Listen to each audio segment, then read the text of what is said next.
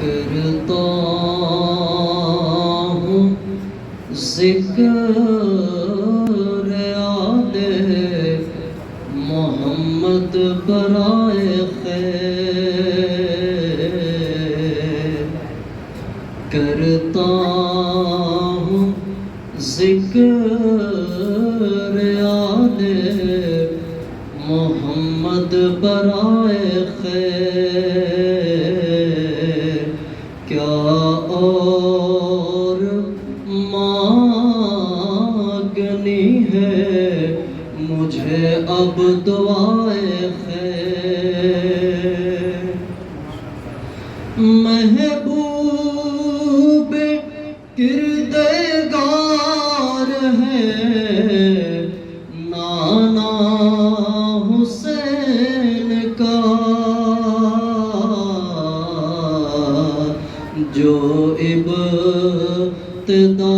ابتدائے خیر ہے جو انتہائے خیر، لوگوں سنو حسین کا بابا ہے وہ سخی،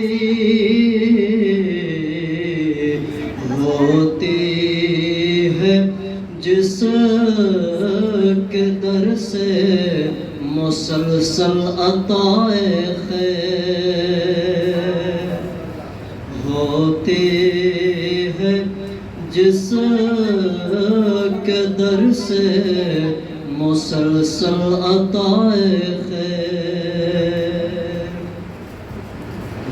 خیر النساء ہے اہل جہاں ماں حسین کی،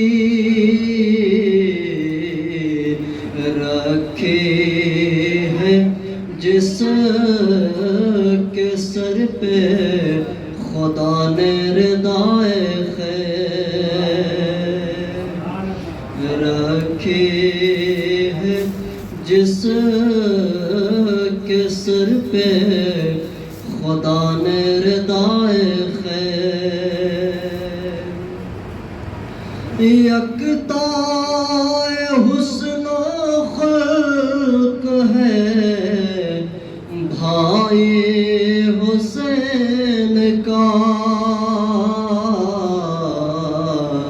دشمن بھی مانتے تھے جسے رہنمائے خیر، دشمن بھی مانتے تھے جسے رہنمائے خیر،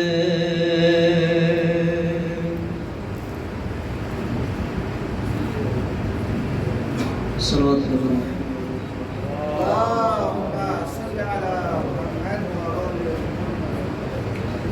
اور خود حسین باغ رسالت کا پھول ہے،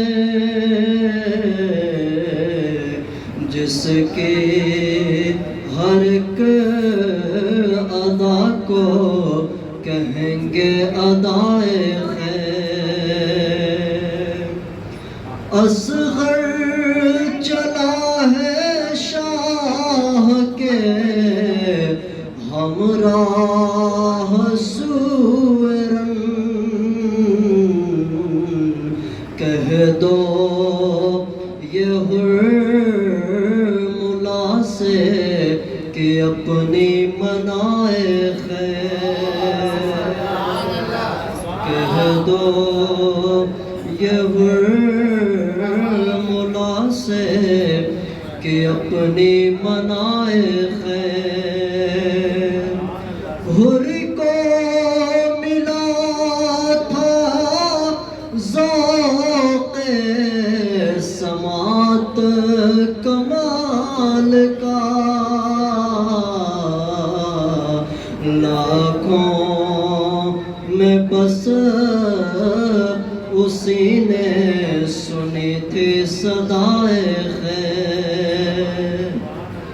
لاکھوں میں بس اسی نے سنی تھی صدائے خیر. صلوات پڑھو پر محمد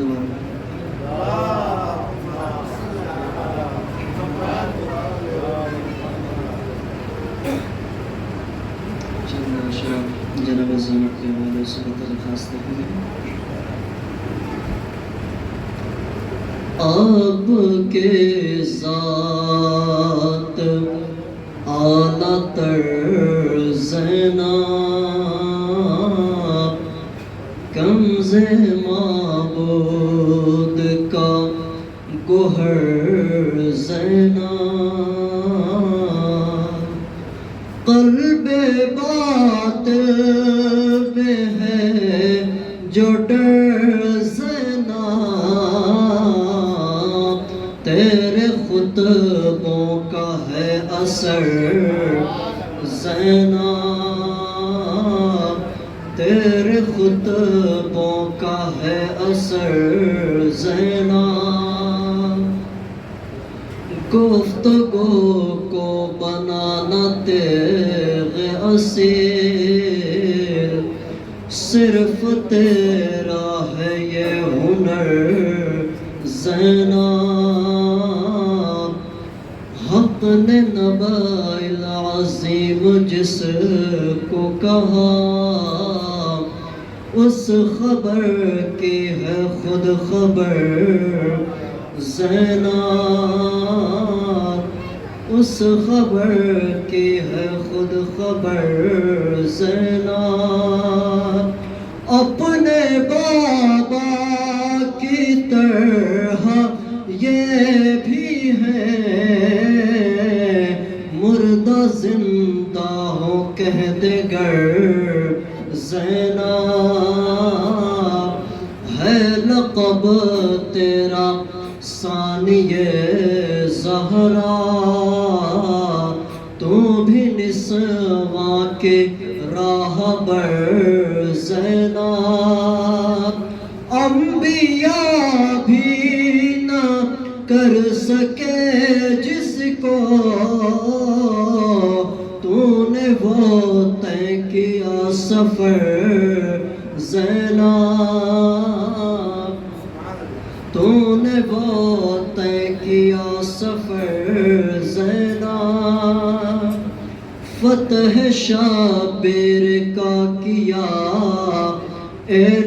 اعلان جا کے تو نے شہر شہر زینب پہنچی ہے تیری ہی بدولت آج کربلا ایک ایک گھر زینب کربلا ایک ایک گھر زینب داد نہج بلاغت دینے لگا سن کے خطبوں کے ہر سطر زینب سن کے خطبہ نجف سے بولے علی مرحبا پارے جگر زینب بچ کے جائیں گے اب کدھر ظالم ہیں شہید ادھر ادھر زینب ہر قدم کی حفاظت سجاد تو امامت کی ہے سپر زینب ہے پسینہ ستم کے ماتھے پر تیری جرأت کو دیکھ کر زینب تو جہاں بولے تو ہی تو بولے کون بولے اگر مگر زینب اب نہ مانگے گا پھر کوئی بیعت ظلم سہما ہے اس قدر زینب کتنے احسان ہیں تیرے ہم پر ہم نہ بھولیں گے عمر بھر زینب دین کے نام پر رضا دے کر اوڑھ لی صبر کی چادر زینب تو مشکل کشا کی بیٹی ہے حل میری مشکلوں کو کر زینب القمہ فتح کر لی لمحوں میں آپ کے دونوں ہی پہ سر زینب زین اور اب ہے نام میں ان کے کیوں نہ ہو زینت پہ در زینب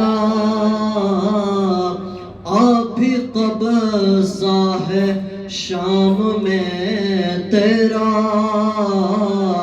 ظلم پھرتا ہے در بدر زینب جام الفت سے جام مدحت سے آج جعفر نے کر لیا اپنے لب کو تر زینب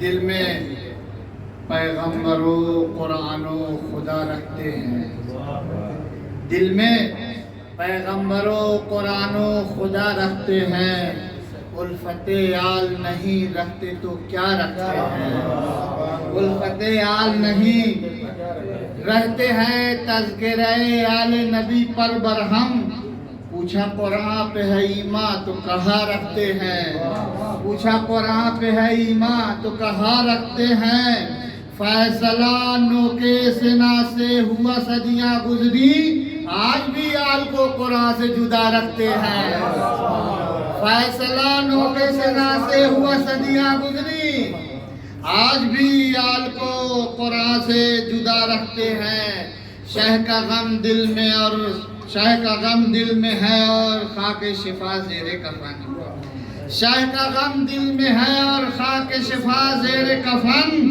ہم تو مرکز میں بھی سامان عزا رکھتے ہیں شہ کا غم دل میں ہے اور خاک شفا زیر کفن ہم تو مرکز میں بھی سامان عزا رکھتے ہیں کیوں نکیرین سے گھبرائیں ہمارے مردے ہوگا کیا قبر میں پہلے سے بتا رکھتے ہیں کیوں نکیرین سے گھبرائیں ہمارے مردے ہوگا کیا قبر میں پہلے سے بتا رکھتے ہیں کوئی خطرہ نظر آیا تو پڑھی نہ دے علی دل تو بیمار ہے ہم ساتھ دوا رکھتے ہیں کوئی خطرہ نظر آیا تو پڑھی نہ دے علی دل تو بیمار ہے ہم ساتھ دوا رکھتے ہیں یہ شعر علماء کا مجمع ہے لہذا ایک شعر ملاحظہ فرمائیں دل تو بیمار ہے ہم ساتھ دوا رکھتے ہیں کوئی خطرہ نظر آیا تو پڑھی نہ دے علی دل تو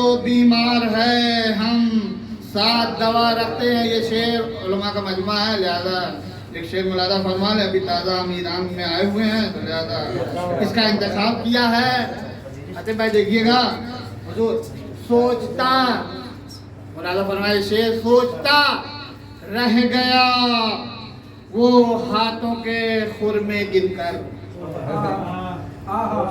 سوچتا رہ گیا وہ ہاتھوں کے خرمے گن کر یہ تو خوابوں پہ نگاہیں بخدا رکھتے ہیں.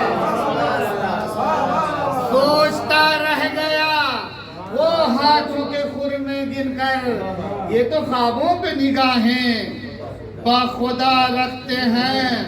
قرب میں دفن ہے ہارون تو حیرت کیوں ہے؟ قرب میں دفن ہے ہارون تو حیرت کیوں ہے؟ مثل جد پہلو میں یہ فتنے صلح رکھتے ہیں. مثل جد پہلو میں فتنے یہ صلح رکھتے ہیں. پردے ایوان کے اٹھیں گے کہ اٹھنا ہے انہیں، یہ سلیمان ہے قبضے میں ہوا رکھتے ہیں.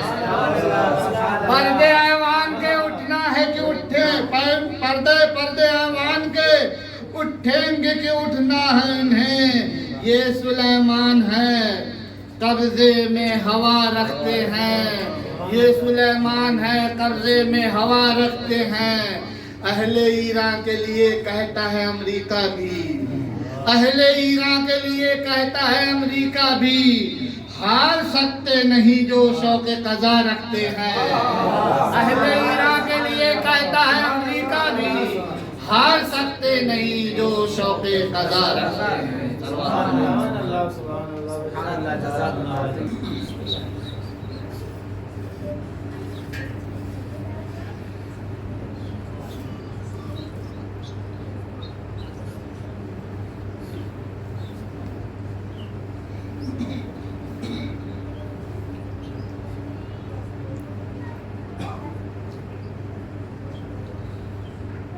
لا حول ولا قوة إلا بالله العلي العظيم.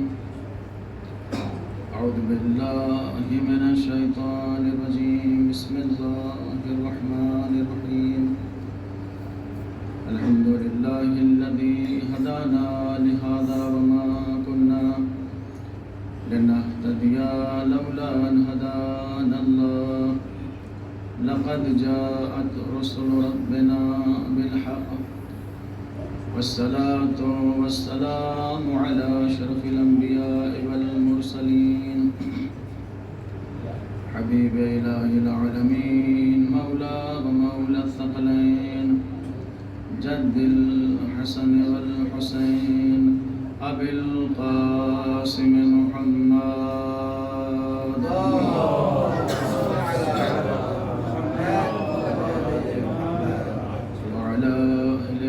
الطيبين الطاهرين المعصومين المظلومين ولعنة الله على أعدائهم أجمعين. أما بعد فقد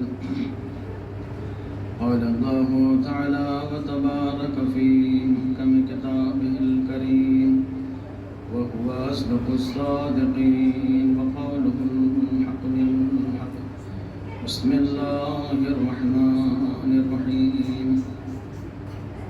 ولمن انتصر بعد ظلمه فأولئك ما عليهم من سبيل. صلوات پڑھ دے محمد وعلی محمد.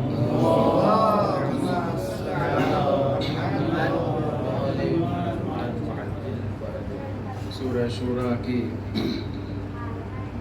41ویں آیت ہے کہ جس میں ارشاد رب العزت ہے وَلَمَنِ انْتَصَرَ بَعْدَ ظُلْمِهِ. وہ افراد، وہ شخص، وہ لوگ کہ جو مظلوم واقع ہوئے ہیں، جن پر ظلم ہو چکا ہے، اگر وہ اپنا دفاع کریں، اپنی آپ مدد کریں، اور نہ صرف یہ کہ اپنی آپ مدد کریں بلکہ دوسروں کو بھی ظالم سے انتقام کے لیے پکاریں، تو نہ اس مظلوم پر اور نہ مظلوم کی مدد کرنے والے پر کسی کو حق اعتراض حاصل نہیں ہے، کوئی حرج نہیں ہے، کوئی اشکال نہیں ہے، کسی کو کوئی بھی حق اعتراض حاصل نہیں ہے کہ یہ کہا جا سکے کہ صاحب آپ نے انتقام کی خاطر ظالم کو مار دیا، آپ نے انتصار مظلوم میں کسی شخص کو اذیت دیا۔ کسی کو کوئی حق حاصل نہیں ہے کہ وہ اعتراض کرے کہ آپ نے بھی وہی کیا جو ظالم نے کیا۔ قرآن کہتا ہے کسی کو کوئی حق حاصل نہیں۔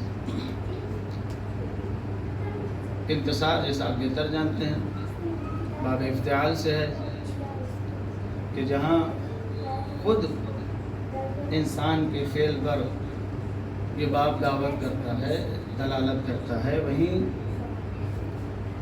دوسروں سے بھی اپنے اس فعل میں مشارکت کی دعوت دیتا ہے کہ باب افتعال کا ایک معنی مشارکت کا بھی ہے، شراکت کا بھی ہے۔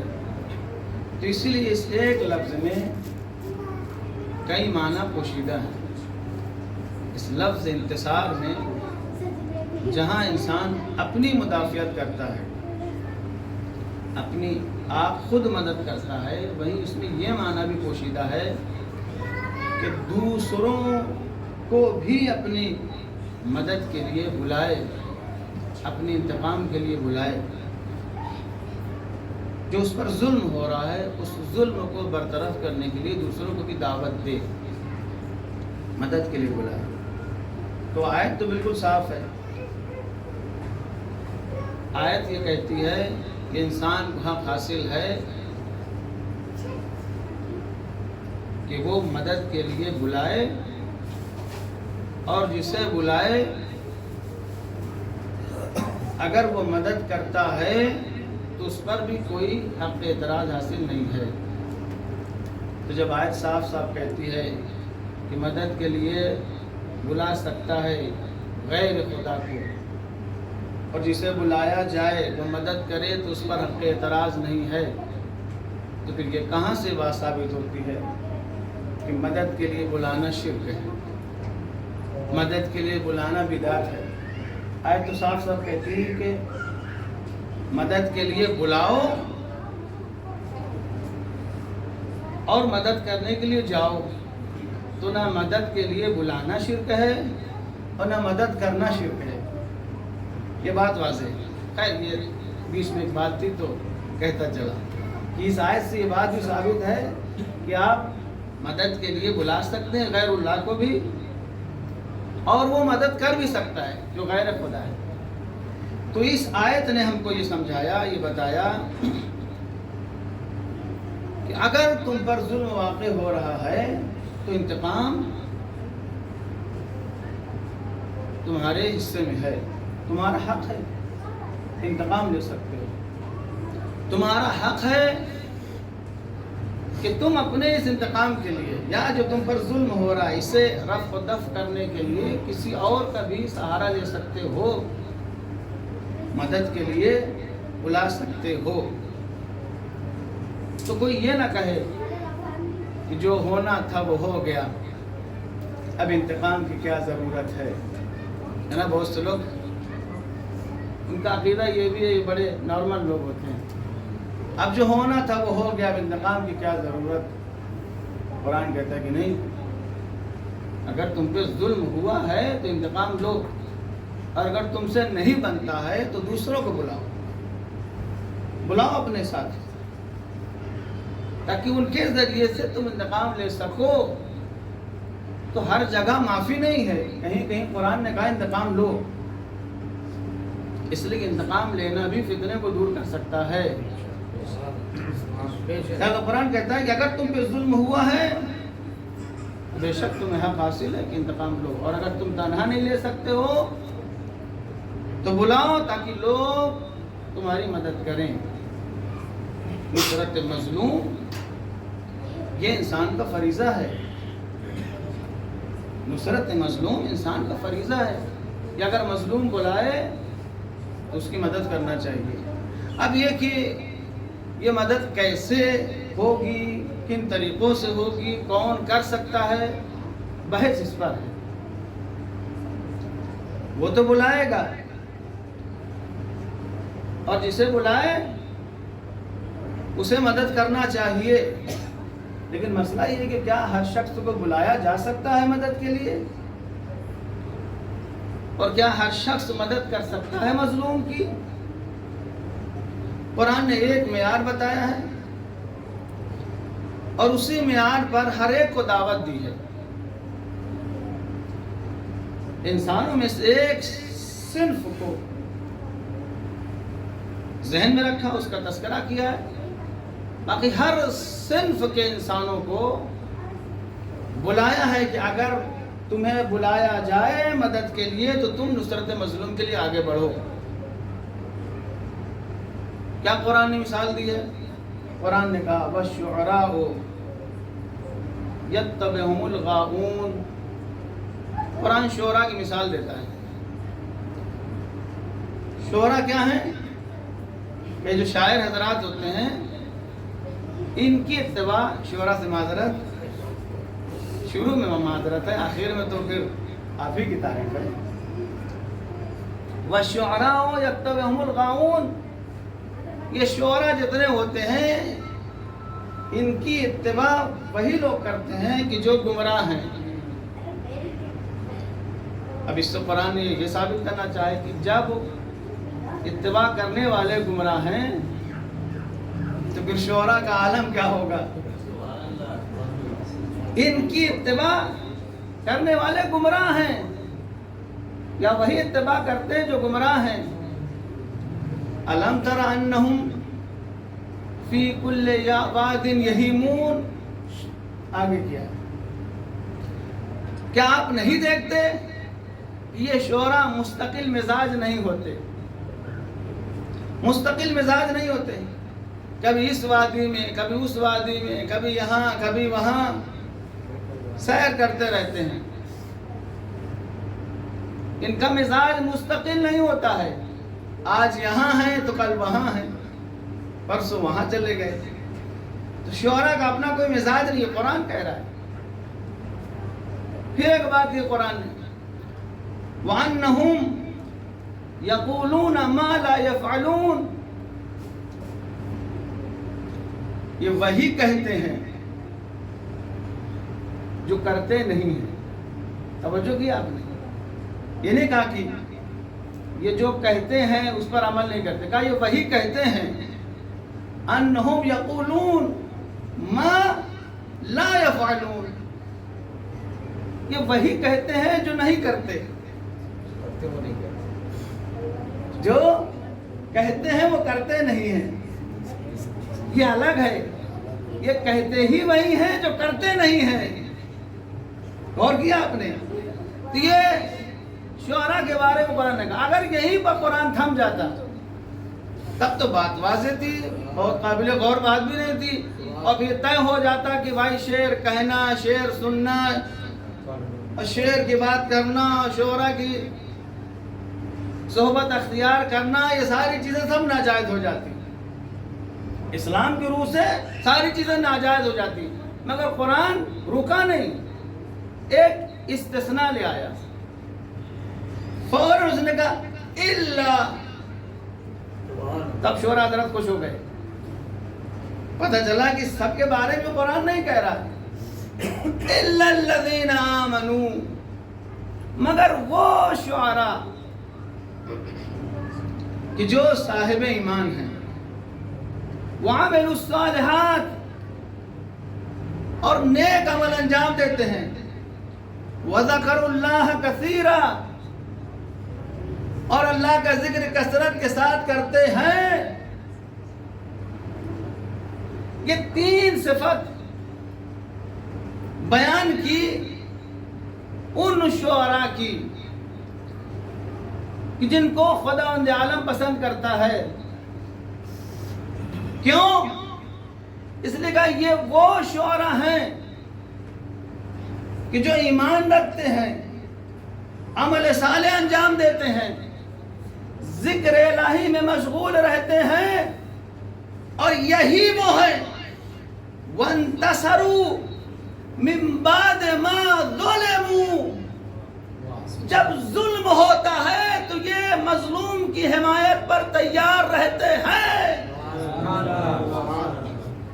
اور کیا آپ نے چاہے ان پر ظلم ہو اور چاہے ان کے علاوہ کسی اور پر ظلم ہو، یہ ہر ایک کی حمایت میں تیار رہتے ہیں.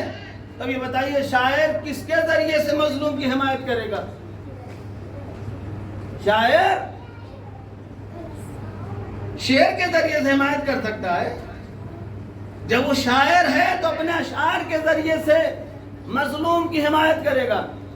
قرآن نے ایک معیار بتایا ہے. دیکھو نصرت مظلوم میں تو بہت سے آگے بڑھ سکتے ہیں، مگر قرآن کن کو پسند کرتا ہے؟ قرآن چاہتا ہے کہ نصرت مظلوم میں وہ آگے بڑھے جو صاحب ایمان ہو، جو عمل صالح انجام دیتا ہو، جو ذکر الہی میں مشغول ہو، اور جب بھی مظلوم کی نوبت آئے تو مظلوم کے حق میں نصرت کے لیے آمادہ رہے. اور کیا آپ نے تو نصرت مظلوم کی جو شرائط تھی وہ قرآن نے بیان کر دی. دیکھو جسے مدد کرنا ہو کرے، لیکن اگر اجر کامل چاہتے ہو تو شرائط یہ ہیں، خصوصیات یہ ہیں، صفات یہ ہیں کہ پہلے خود مومن ہو جاؤ، عمل صالح انجام دو، ذکر الہی کرتے رہو، اور اب جب مظلوم تم کو بلائے تو پیچھے نہ ہٹو.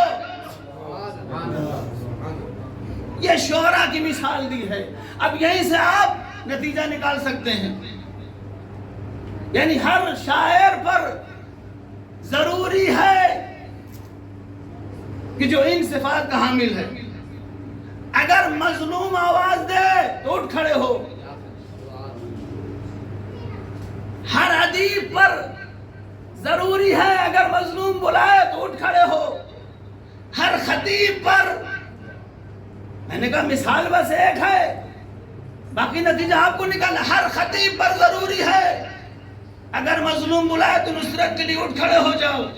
ہر محقق پر، ہر ذاکر پر ضروری ہے کہ اگر مظلوم بلائے نصرت کے لیے آواز بلند کرے تو اٹھ کھڑے ہو. یہ قرآن چاہتا ہے. کیوں؟ اس لیے کہ اگر تم نہ کھڑے ہوگے تو پھر مظلوم کی مدد کون کرے گا؟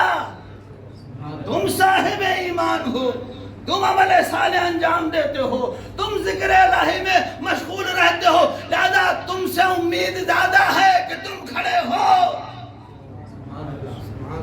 یعنی اگر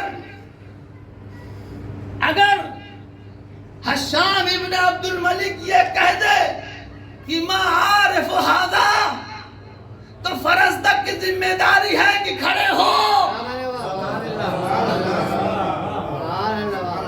فرزدق کی ذمہ داری بنتی کھڑے ہو، اور کھڑے ہونے کے بعد کہیں ھذا الذی تعرف البدھا وتعتا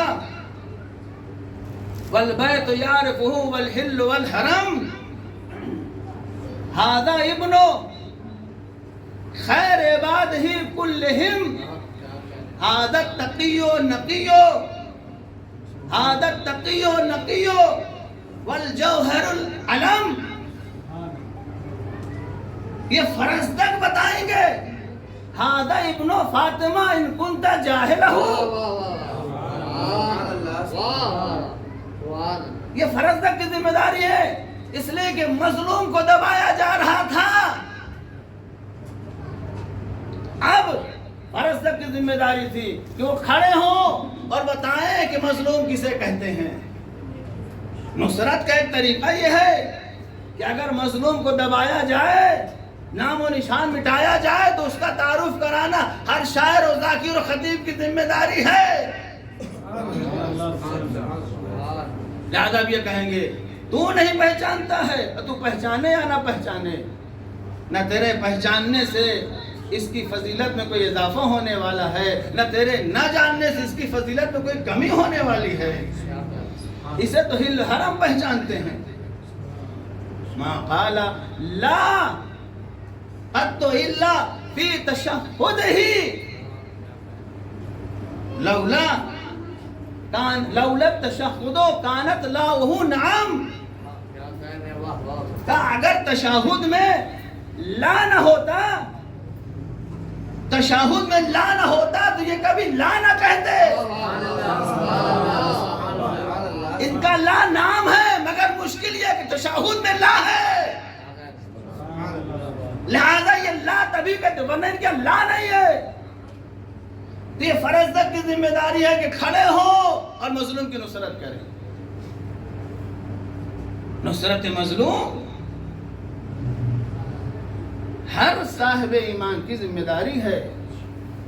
ہاں قرآن نے کہا جو جس صنف کا ہے اس سے کرے۔ شاعر سے کوئی مطالبہ نہیں ہے کہ وہ تلوار لے کر چلا آئے، خطیب سے کوئی مطالبہ نہیں ہے کہ تلوار لے کر میدان میں آ جائے، توپ لے آئے۔ وہ کہتا ہے کہ اگر تم صاحب ممبر ہو تو ممبر تمہارا میدان ہے،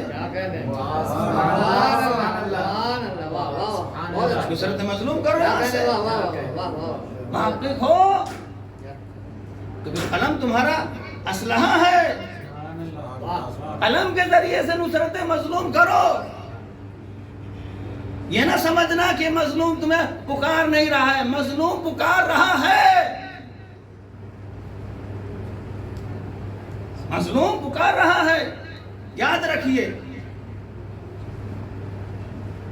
اگر ظلم، توجہ، ظلم کا دائرہ محدود ہوگا، اگر ظلم کا دائرہ محدود ہوگا تو پھر انتصار مظلوم کی صدا بھی محدود ہو جائے گی۔ اگر کسی ادارے میں کسی پر ظلم ہو رہا ہے تو اس کی صدا محدود ہے، اور نصرت مظلوم بھی محدود ہے اسی ادارے کے اندر، کہ جو افراد ادارہ ہیں وہ اس مسئلے کو حل کرے جہاں ظلم ہو رہا ہے۔ لیکن اگر ظلم کا دائرہ وسیع ہو، نسل بعد نسل، جیلا بعد جیل ہو، تو پھر انتصار مظلوم کی صدا بھی فرا مکانی و فرا زمانی ہو جاتی ہے، پھر زمان و مکان کو نہیں دیکھتی۔ یہ تو منحصر ہے کہ ظلم کیسا ہو رہا ہے۔ اگر ظلم کا دائرہ محدود ہے تو پھر جو نصرت کرنے والے ہیں ان کی نصرت بھی محدود ہو جاتی ہے، لیکن اگر ظلم کا دائرہ وسیع ہو جاتا ہے تو پھر نصرت کا دائرہ وسیع ہو جاتا ہے۔ کوئی یہ نہیں کہہ سکتا ظلم تو وہاں ہو رہا ہے، ہم یہاں ہیں، کیا کریں۔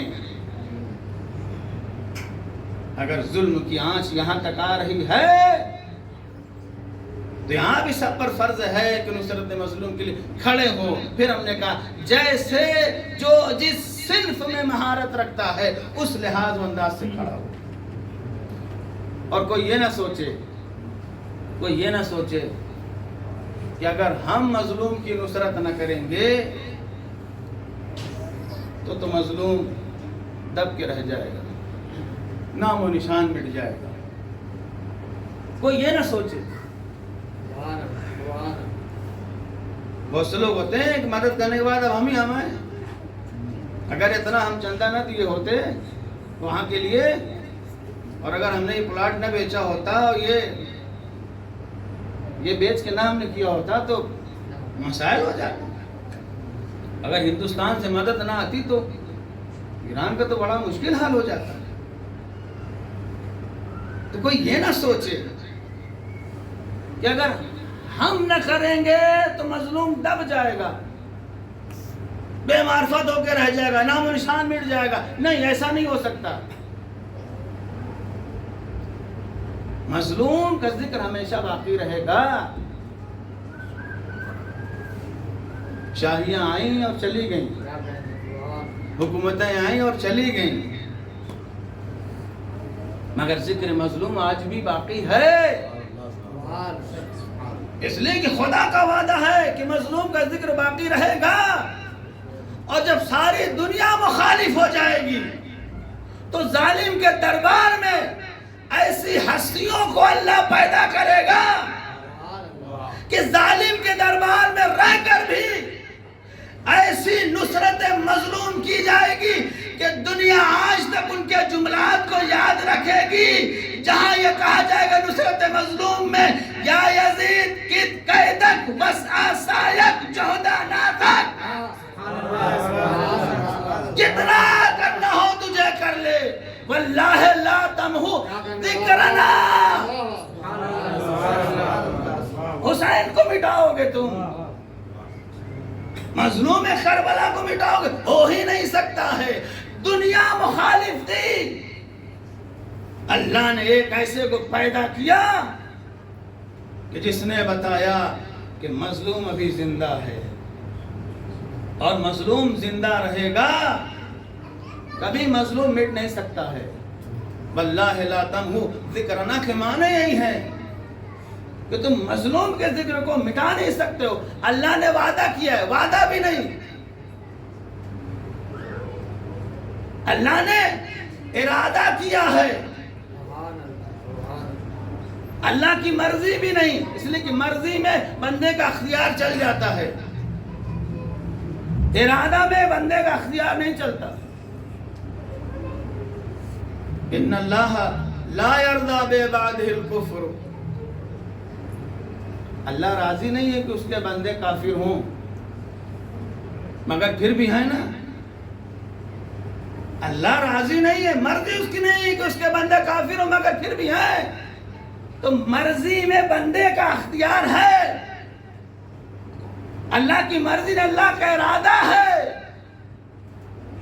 کہ ذکر مظلوم ہمیشہ ہمیشہ کے لیے باقی رہے. ہاں، کوئی یہ نہ سوچے کہ ہم نہ کریں گے تو نہیں ہو سکتا ہے. اللہ اس ذکر کو باقی رکھنے والا ہے، اللہ مظلوم کو لوگوں کے سامنے آشکار کرنے والا ہے.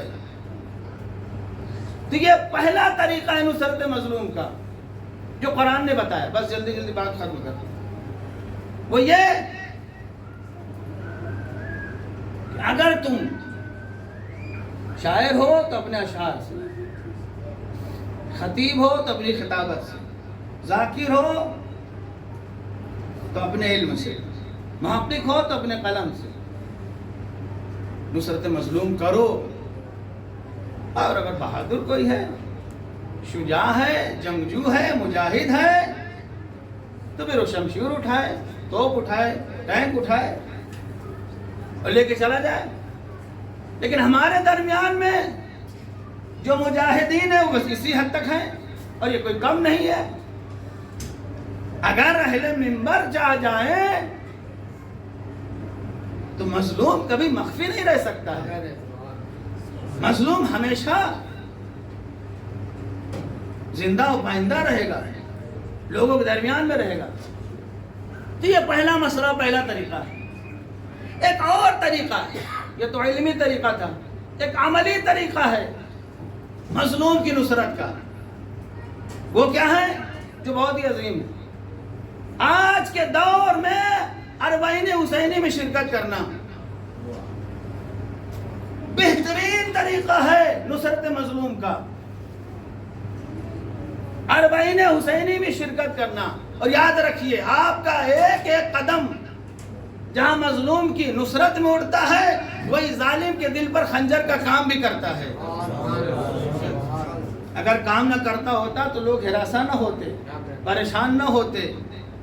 یہ کہاں جا رہے ہیں، یہ سب دیوانے ہو گئے ہیں، مجنون ہو گئے، اتنا بڑا مجمع کس لیے ہے؟ تو پتہ چلا جہاں یہ مظلوم کے حق میں نصرت ہے، وہیں ظالم کے حق میں یہ خنجر ہے. لہذا یہ شرکت اور یہ اربعین اس سے کم نہ سمجھیے گا.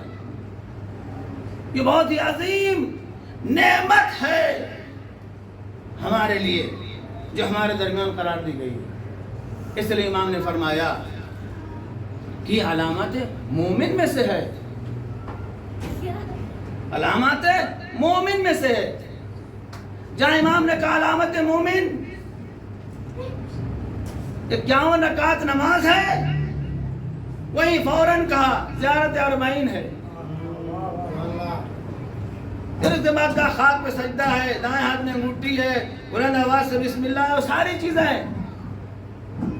پہلی چیز نماز، دوسری چیز زیارت.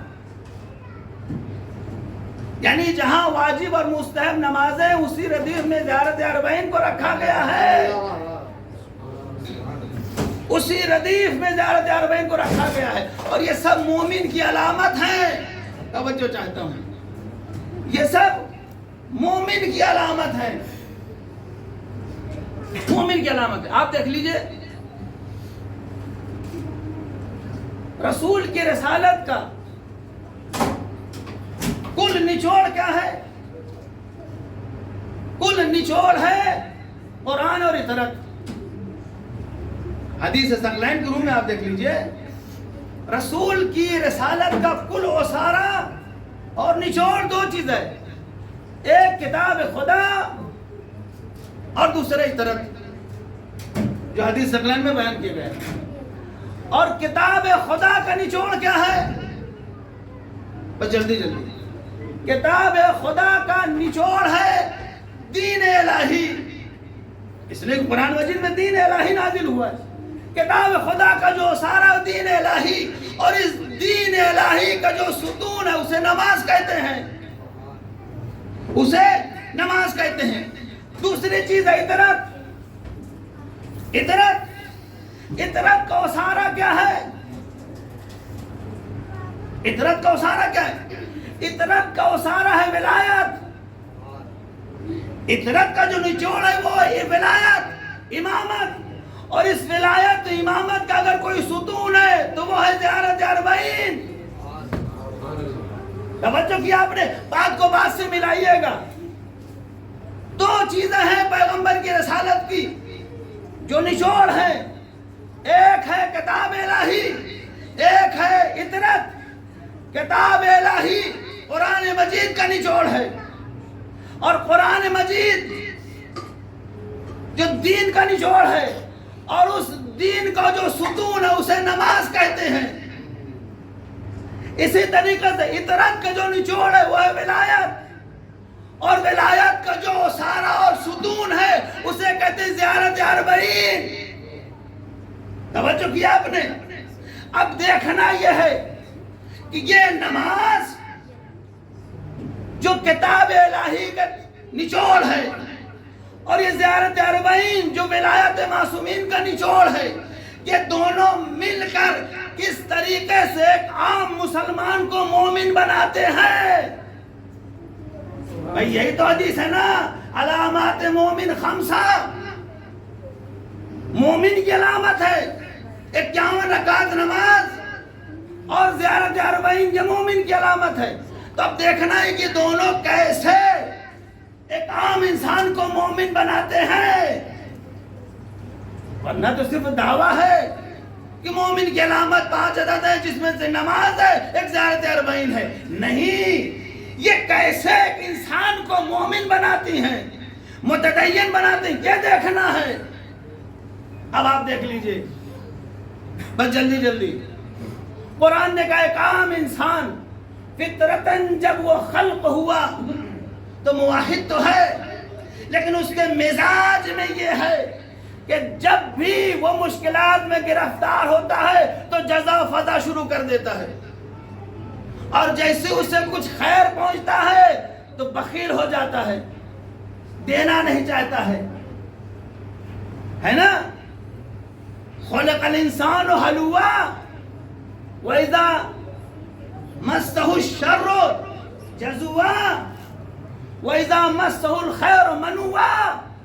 یہ قرآن نے کہا موحد ہے، مگر مزاج میں یہ ہے کہ اگر ذرا سی مصیبت آئی تو گھبرا گیا، پریشان ہو گیا، اور ذرا سا خیر پہنچا تو سوچتا ہے سب روک لیں، کسی کو نہ دے۔ اب قرآن آگے کہتے اِلَّا الْمُصَلِّينَ، مگر سوائے وہ افراد کے کہ جو نماز گزار ہیں۔ تو پتہ چلا نماز انسان کو مومن بناتی ہے اس جہت سے کہ اگر اس پر مصیبت آئے تو جزا و فضا نہیں کرتا، اگر خیر آئے تو بخل نہیں کرتا، دوسروں کو بھی دینا چاہتا ہے۔ یہ مسلین کی علامت ہے، یہ نماز کی علامت ہے، یہ نماز ہے جو انسان کو معتدل رکھتی ہے کہ اگر شر آئے تو گھبراؤ نہیں، خیر آئے تو بخل نہ کرو۔ یہ نماز کی علامت ہے، یہ نماز کی خصوصیت ہے۔ بھئی یہ خصوصیت تو زیارت اربعین میں بھی ہے، یہی خصوصیت تو واقعہ کربلا میں بھی ہے کہ جہاں ہم کو سکھایا گیا، اس واقعے نے بتایا مصیبت کتنی بھی ہو، مشکلات کتنی بھی ہوں، گھبرانا نہیں چاہیے۔ اور اگر تمہارے پاس دینے کے لیے اب صرف خون بچا ہو تو راہ الہی میں بذل خون بھی کر دو۔ صرف مومن بن جانے سے انسان مومن نہیں بن جاتا ہے۔ مومن بننے کے لیے نماز ویسے پڑھو کہ نہ منوع میں ہو، نہ جزوع میں ہو، نہ خلوع میں ہو۔ اور جب زیارت کے لیے جاؤ تو زیارت میں بھی یہ ساری چیزیں ہونی چاہیے، اس لیے کہ زیارت اربعین یعنی واقعہ کربلا، اور واقعہ کربلا نے ہمیں سکھایا ہے مصیبت کتنی بھی آئے پریشان نہ ہو، اور اگر خیر ذرا سبھی رہ جائے تو پھر اسے دینے میں دیری نہ کرنا۔ یہ کربلا نے سکھایا۔ تو نماز اور کربلا یہ جب دونوں مل جاتے ہیں تب انسان مومن و متدین بنتا ہے۔ اب مجھے بتائیے 5 علامتیں ہیں۔ آپ سے کسی نے کہا کہ کب تک مستحب نماز پڑھتے رہو گے، کب تک خاک پر سجدہ کرتے رہو گے، کب تک دائیں ہاتھ میں انگوٹھی پہنتے رہو گے، کب تک بسم اللہ بلند آواز سے پڑھتے رہو گے؟ کسی نے کہا نہیں کہا، بلکہ کہا گیا جب تک زندہ ہو کرتے رہو۔ تو جب ان کے بارے میں کوئی روک ٹوک نہیں ہے تو پھر اربعین حسینی کے موقع پر کیوں کہا جاتا ہے کتنی بار جاؤ گے، کب تک کرو گے، کتنے سال تک جاتے رہو گے؟ جب آپ نے خاک پر سجدے کو نہ روکا، دائیں ہاتھ میں انگوٹھی کو نہ روکا، بسم اللہ کو نہ روکا، مستحب نمازوں کو آپ نے نہ ٹوکا، تب آپ کون ہوتے ہیں کہ زیارت اربعین کو ٹوکے؟ اور جس طریقے سے یہ ساری چیزیں زندگی بھر انسان کے لیے استحباب کی حد تک ہیں، اسی طریقے سے زیارت اربعین زندگی بھر استحباب کی حد تک رہے گی۔ ایک صلوات پڑھ دے محمد و آل محمد۔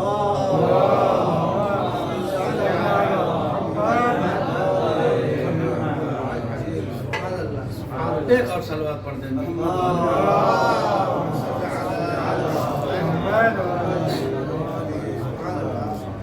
آپ ارادہ کریے، ادھر سے شور ہونے لگتا ہے بھائی کب تک جاؤ گے؟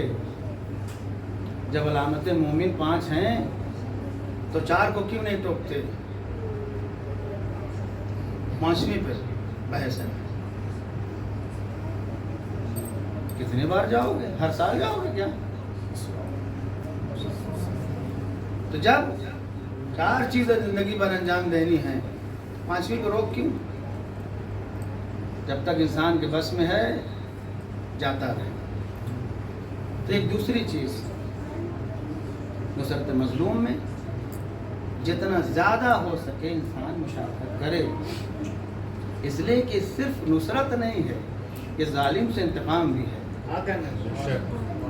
ظالم سے انتقام بھی۔ بس آخر اگر شاعر نہیں ہو، خطیب نہیں ہو، ذاکر نہیں ہو، محقق نہیں ہو، اربعین میں جا بھی نہیں سکتے ہو، تو ایک چیز اور ہے نصرت مظلوم کی، وہ کیا ہے؟ خود امام حسین نے فرمایا، او سمعتم بغریب او شہید فندبونی، کچھ نہیں کر سکتے ہو تو رو تو سکتے ہو، گریا تو کر سکتے ہو۔ گریا بھی نصرت مظلوم میں ایک اسلحہ ہے، وسلاح البکا۔ جب داخلی نفس پر، داخلی دشمن پر، نفس پر قابو پانا ہو تو خدا کے سامنے گریا کرو، اور جب خارجی دشمن پر قابو پانا ہو تو حسین پر گریا کرو۔ اس لیے گریا اسلحہ ہے، امام نے اسلحہ بتایا ہے۔ تو جیسے اپنے نفس پر قابو پا سکتے ہو گریا سے، جو داخلی دشمن ہے، خارجی دشمن پر بھی قابو پایا جا سکتا ہے۔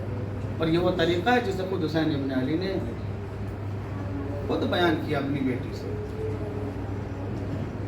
کہ جاؤ جا کے کہنا میرے شیوع سے کہ جب جب ٹھنڈا پانی، بس میں نے اس کا جب جب ٹھنڈا پانی پی میری پیاس کو، کیا کسی غریب، کسی شہید کا ذکر آئے، پندبونی تو مجھ پر گریا کر، ندبہ کر لینا، رو لینا۔ اللہ ہم سے کہا جاتا ہے کہ کب تک رو گے، کتنا گریا کرو گے؟ 1400 سال تو ہو چکے ہیں، اب اور کتنا رو گے؟ میں کہتا ہوں کہ اگر جن کا رونے کا حق تھا انہیں بر وقت رو لینے دیا گیا ہوتا تو شاید ہم اتنا گریا نہ کرتے، مگر جن کا حق تھا انہیں رونے کہاں دیا گیا؟ ادھر وارث کی شہادت کی خبر آئی، ادھر فوج اشقیاء آگ لے کر خیموں کی جانب بڑھ گئے۔ اہل حرم کو رونے کا موقع کب ملا ہے؟ کب ان کو موقع دیا گا کہ رو لیں؟ ورنہ حسین پر رونے والوں کی کمی نہ تھی۔ زینب، ام کلثوم جیسے بہنیں موجود تھیں، سکینہ اور فاطمہ جیسی بیٹیاں موجود تھیں، لیلی اور رباب جیسی بیویاں موجود تھیں، ابھی سید سجاد جیسا بیٹا بھی موجود ہے۔ حسین پر رونے والوں کی کمی نہ تھی، مگر رونے کہاں دیا گیا؟ ادھر باپ کی شہادت کی خبر آئی، ادھر خیموں میں آگ لگا دی گئی، ادھر سو نمودار ہوئی، ہاتھوں میں ہتھ کڑی، ہاتھوں میں ہتھ کڑی، پیروں میں بیڑی، گلے میں طوق خاردار۔ اللہ اکبر! جب باپ کے جنازے کو دیکھا تو چہرے کا رنگ متغیر ہو گیا۔ زینب نے دیکھا، دوڑ کے آئی، اے بیٹا سید سجاد، یہ تمہارے چہرے کا کیا حال ہو رہا ہے؟ پھوپھی اماں، ارے ذرا انصاف تو کریے، ظالموں نے اپنے کچھ ہے نا جس کو دفنا دیا، مگر میرا بابا بے گور و کفن پڑا ہے۔ اے پھوپھی اماں، میں کتنا مجبور ہوں۔ اللہ اکبر! زینب نے بھتیجے کو تسلی دی، بیٹا گھبراؤ نہیں، تمہارے بابا کا مزار بنایا جائے گا، ظاہری زیارت کرنے کے لیے آئیں گے، بیٹا ابھی کا نہ دیکھو، بعد میں ایک رونق ہوگی، ایک ہجوم ہوگا۔ اے ارباب ادا، پھوپھی نے بھتیجے کو تو سمجھا دیا، مگر مقتل نے لکھا جب خود بھائی کے جنازے پہ پہنچی ہے، اپنے آپ کو اونٹ کی بلندی سے گرا دیا۔ انت ابن امی، ارے کیا تو ہی میرا ماں جایا ہے؟ کیا تو ہی میرا بھیا ہے؟ اللہ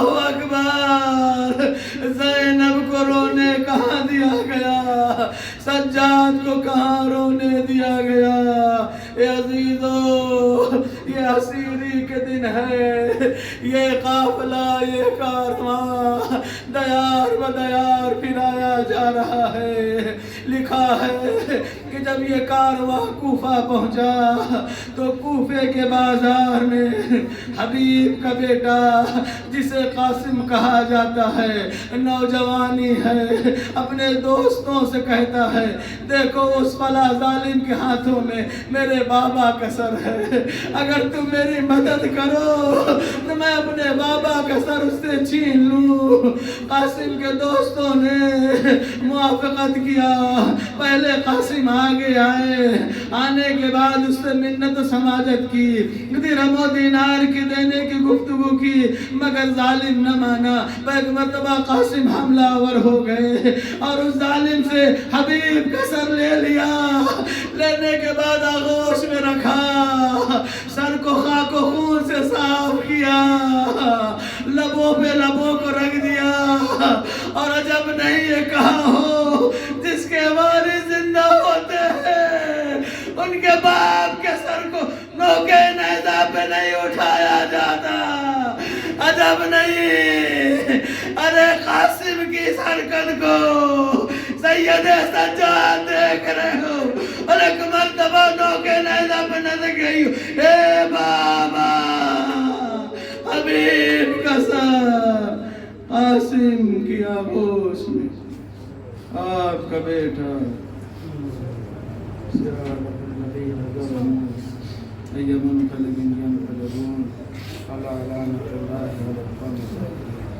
پروردگارہ تجھے واسطہ محمد والا ہم سب کے اس مختصر پیازہ کو قبول پرچم سلام کو سربلندی, پرچم کفر نفاق کو سامدو, ہم سب کے کثیر گناہ صغیرہ کو کبیرہ معاف فرما. مظلومین جہان کی مدد فرما, ظالمین جہاں کو اس پر موجود فرما. پروردگارہ ہمارے اعمال سے ہمارے امام کو راضی خوشنود فرما. ظہور حضرت حجت میں تعجیل فرما. ہم سب کے ایمان کے عوان انسان میں مشہور فرما. ربنا تقبل منا انك انت السميع العليم. ربنا تقبل منا.